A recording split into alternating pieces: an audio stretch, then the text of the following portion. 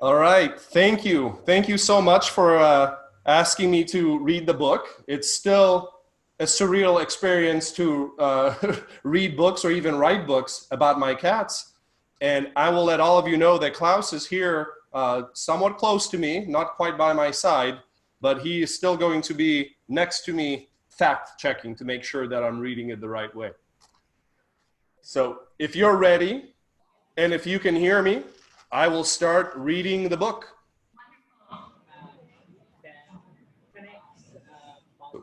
This is The Mission to Cataria. Page 1 here. Klaus was startled awake by a zip and a zoom.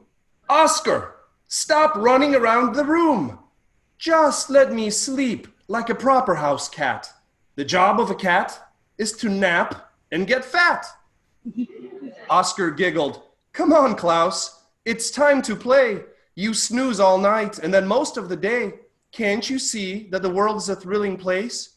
And beyond our planet, there's outer space. Klaus snarled. Why be awake if I can't look my best? I need 10 more hours of beauty rest. Just then, a man on TV with a unique accent was describing an abnormal cosmic event.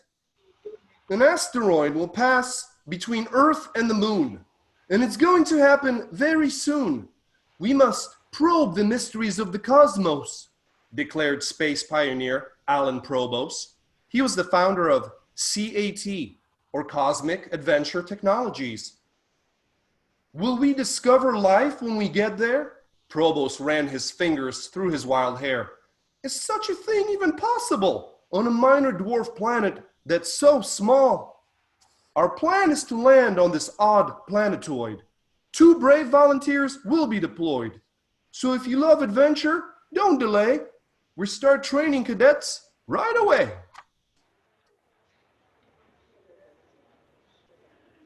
This time, I think you've gone too far, Klaus grumbled to Oscar in the back of the car. As the CAT buildings came into view, Klaus shouted, I will not be part of this crew. Oscar smiled. You said it's your dream to be by the stars. It's not like we're going all the way to Mars. Klaus snapped back. I meant the stars you would find in Hollywood, not the outer space kind.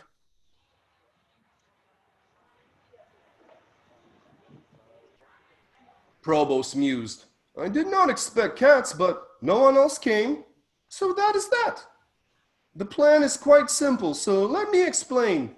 Your trek is demanding, so you must train to strengthen your body and sharpen your mind. And it's no trouble at all that Oscar is blind. With courage and a positive disposition, you'll have the right stuff to serve on this mission. Oscar agreed. We're ready to start. Let's learn the new skills before we depart.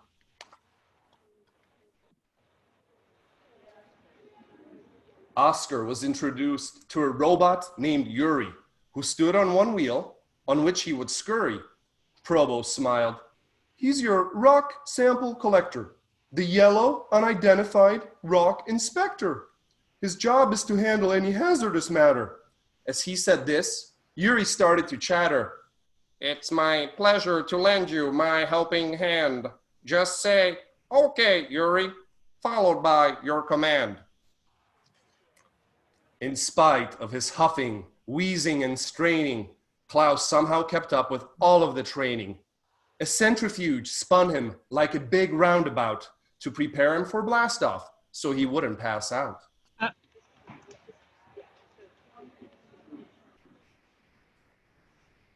Each training day started at 6 a.m. They would get a small break around 9 or 10. They would train some more until 3, get fed, and again until 7, then go straight to bed. Preparations were made down to every detail. Each control panel button was labeled with Braille. As launch day approached, their skills were perfected. The rocket was loaded and fueled and inspected. Klaus begged, I will need my fizzy water machine. Oscar allowed it to avoid causing a scene.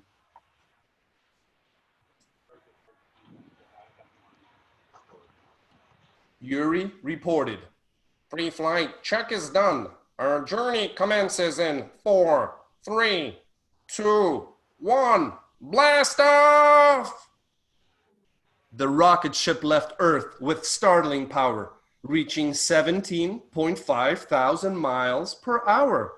On board was a plexiglass storage box designed to protect the sample rocks.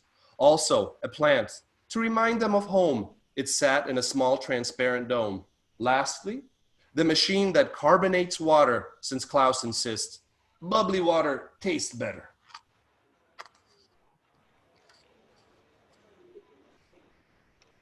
"I can't believe we're actually flying through space," Oscar exclaimed, a huge grin on his face. "I feel like my body weighs nothing at all," Klaus gasped as they orbited in a state of freefall. When the asteroid finally came into view, every crew member knew just what to do.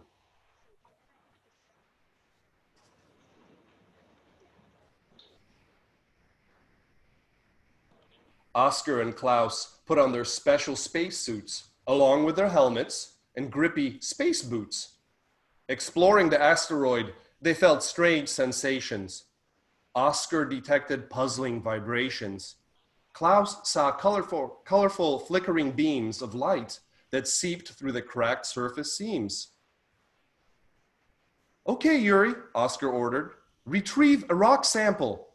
Yuri squawked back, "I'll select the finest example. Beep, blurp, blurp, beep." 10 minutes went by, and just as expected, Yuri returned with the lump he collected.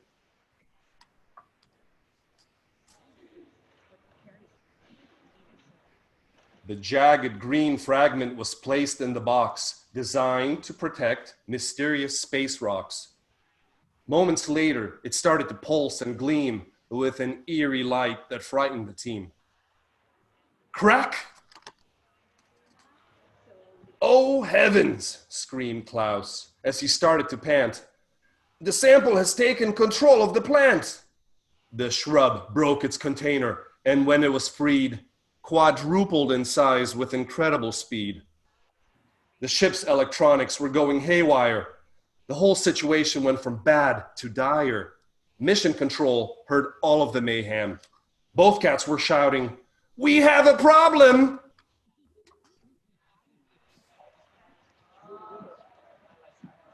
As Oscar and Klaus grew more and more frantic, the shrub grew from big to huge to gigantic. There was only one thing that the vines were after. They wanted more food, CO2 and water. They squeezed the liquid out of Klaus's fizz bottles and soaked it all up, along with the bubbles. Nobody could stop it, and although they tried, the weed absorbed all the carbon dioxide. "We need to escape this grotesque green glutton," Klaus panicked and hit the eject now button.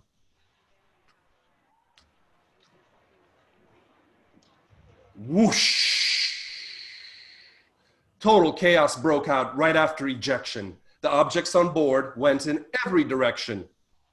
The escape pod shot up and floated away.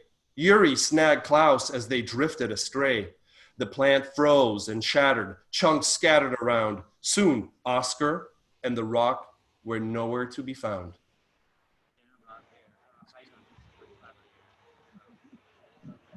Klaus and Yuri kept coasting through the infinite void, by now miles away from that weird asteroid.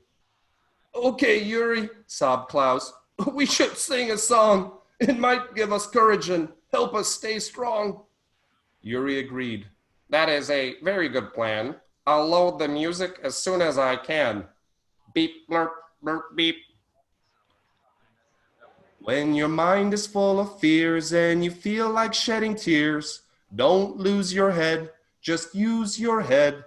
When your heart is losing hope and you don't know how to cope, don't lose your head, you gotta use your head. Bleep, bibbidi bloop, shoobidi doo. Klaus held on to Yuri in a desperate embrace, singing as they sailed into the depths of space.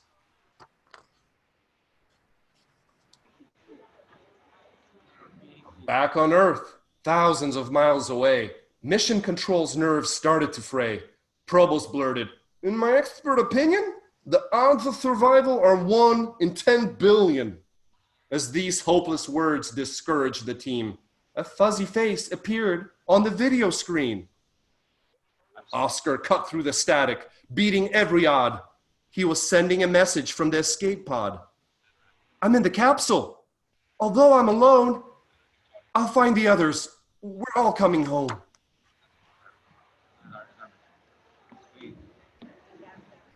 Completely lost, still floating along, Yuri and Klaus finished their lonesome song. "I'm shutting down," Yuri wheezed. "My battery is spent. I'm down to 0.01%. Klaus sobbed. "Dearest Yuri, I have to confess, I'm glad you were with me during this mess." Just as Klaus gave up on any chance of rescue, a glimmer of hope whisked into view. "Oscar!" Oscar's pa reached out to grab his best friend to at last bring their troubles to an end. "Am I seeing things?" gasped Klaus. "Could it really be? How in the world did you ever find me?"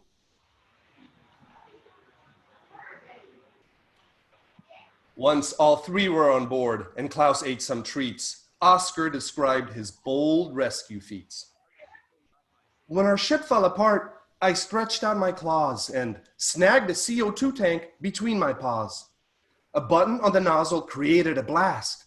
The compressed gas made me move fast. The escape pod's transmission perked up my ear. As the sound got louder, I knew where to steer. Once I boarded the craft, I just homed in on your song. Your broadcast level was still quite strong." "That's how you found me?" Klaus wept joyful tears. "I was saved by my singing in your well-trained ears."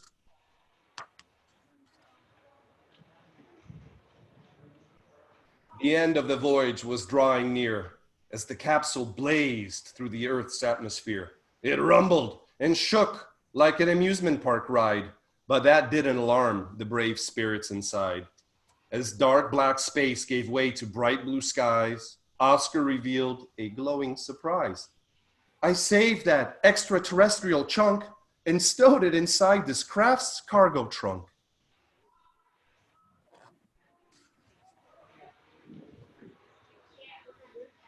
Probo sat down by his new alien rock. He and his cat were in for a shock. Once again, the elements started to glow. It caused the hair on his head to grow and grow. He was actually delighted by the shaggy mess. The mission to Cataria was a huge success. Outside, voices cheered and a marching band played. The returning heroes were throwing a parade. Oscar and Klaus felt encouraged as they drove away to live the life they each wanted every single day. And that is the end of this adventure. And I am very happy to answer some questions about the book, about the real Oscar and the real Klaus, and even tell you a little bit about Storytime from Space and how this book ended up in space.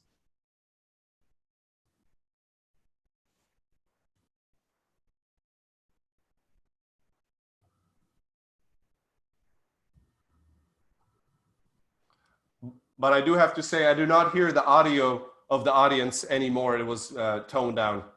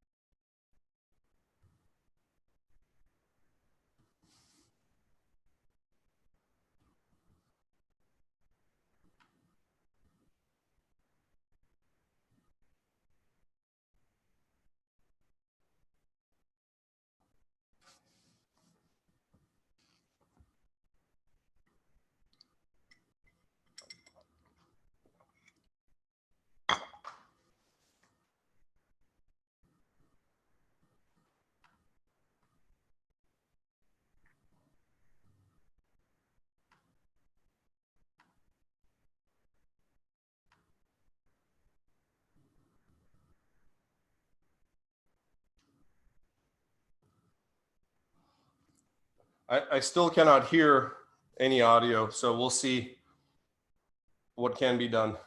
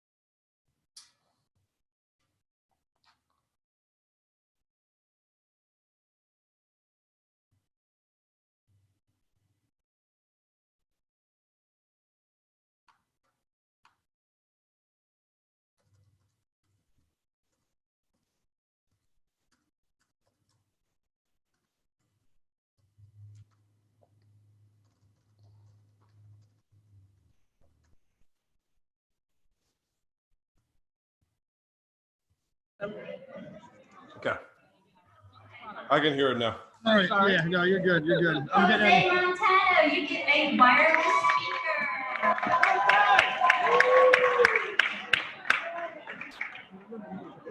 Oh, we're back on. All right, we're going to go back to our story because we still have a little bit more to give away. So if we could turn our attention back to Mr. Mick, and we'll finish our story. Absolutely. I'm not sure where the story left off, at which point. I couldn't hear it. So the cats were separated. So let me find a good page here that I think coincides with the time where we had our issue. In the beginning, you know. At the beginning. Let's we knew, did we get past the part where Klaus and Yuri sang their song? Do we hear that? Yeah? Okay. So we will go to the page that follows that starts with back on Earth, 1,000 of miles away. Mission control nerves started to fray. So let's start with that section.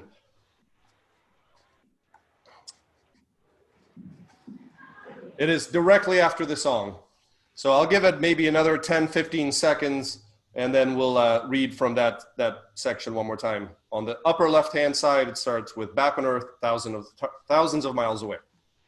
See if I have any voice left to. Back on Earth, thousands of miles away, mission control's nerves started to fray.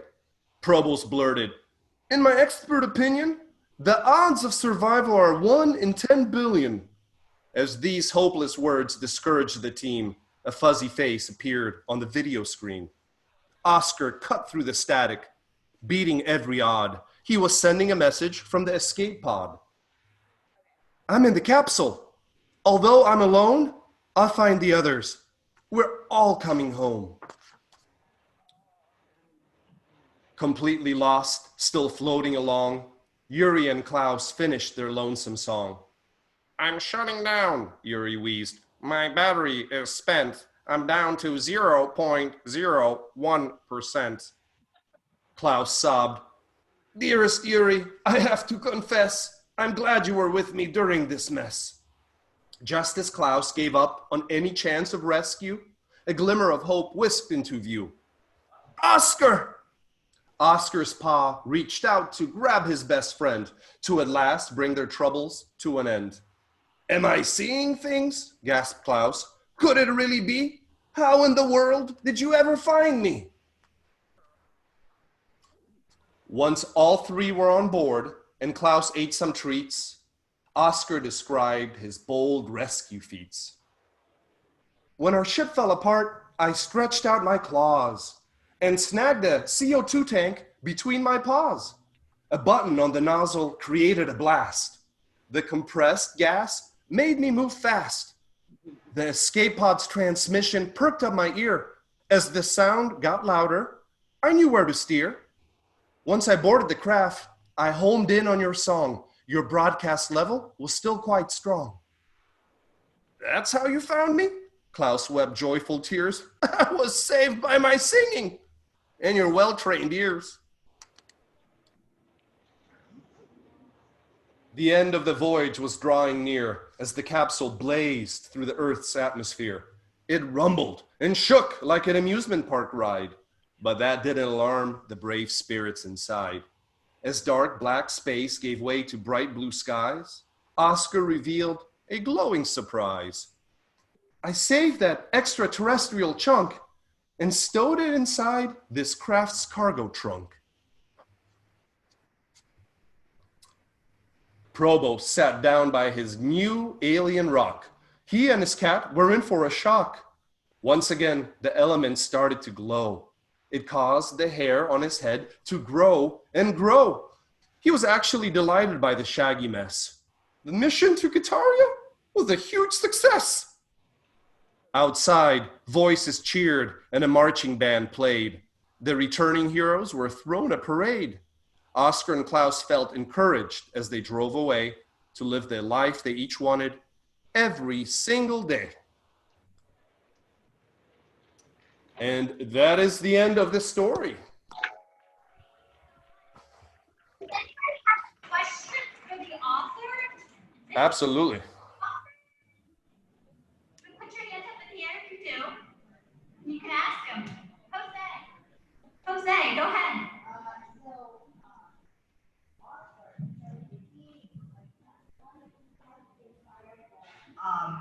How did you get inspired of making Oscar and Yudi best friends, and like they were basically two of the main characters of the story? So, yeah. Absolutely. So the question is about how Oscar and Klaus became best friends and how the story developed. Oscar and Klaus were real cats, and Klaus is still with me. Sadly, Oscar is no longer around, but they bonded very quickly. They were adopted at different times. There was quite a big age difference. Klaus has the raspy voice when I read the story because he's a much older cat. He's 20 years old this year, so he's definitely a senior cat. And Oscar was kind of the adventurous young man that wanted to go explore the world and wanted to climb on absolutely everything in the house and outside because he went outside with me frequently.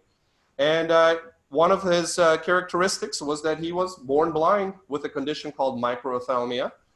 And I was inspired to write stories about them because I liked the way that the two of them bonded and the fact that Oscar, even though to some people it looked like he would have some sort of disadvantage, he was the true hero. He was the adventurer, he was the explorer, and he always roped in Klaus into some of these adventures inadvertently because Klaus just wanted to sleep and hang out at home. And the first story that I wrote about them was called The Search for Bigfoot, because we are in Washington State, so it's home of Bigfoot, of course. And this second story was written because there were a lot of real animals that paved the way for exploration of the cosmos. You know, there was Ham the chimp in the US, Colette the cat in France, and of course, Laika the dog. So this is a tribute to them in a way. Yeah. All right. Thanks so much about that. And great story, by the way. Great job. Thank you. We're going to take one more question over here from Riley.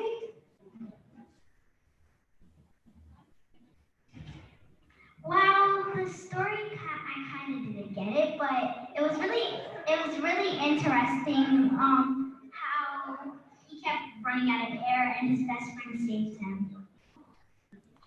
Oh, yeah. Well, thank you. It's when you set stories in outer space, that is, of course, the big fear and the concern that you have, of course, is running out of oxygen, being separated, being unable to steer back to Earth where life thrives. So it's hard to really move outside of that idea when you write space stories. It's fun to add some elements, of course, of science fiction into there, like some strange element that causes a plant to grow unexpectedly quickly. But, you know, that of course is the big fear. And you see that in a lot of movies too, when you start watching them, the idea of being lost in space. There was even a TV series written about it. So we definitely like borrowing some of those themes and ideas. Thank you for explaining it. Oh, you're welcome. Thank you so much for listening. And I will also add that, you know, you run out of air. CO2 is not a good thing to have when you run out of oxygen, but it was also that carbon dioxide that saved the day at the end, because Oscar used it to propel himself like a little jet around outer space.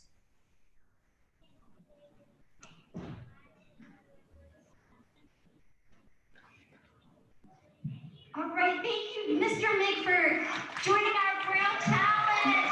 See you later. Thank you so much. Thank you so much for having me.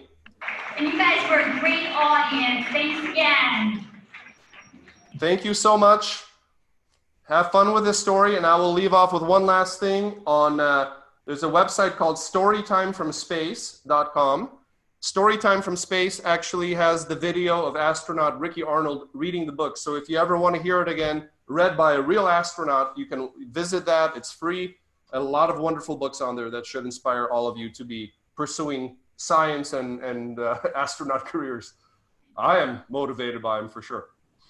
Awesome. Thank you so very much. Of course. Bye-bye. Take care. Bye-bye. Have a wonderful day.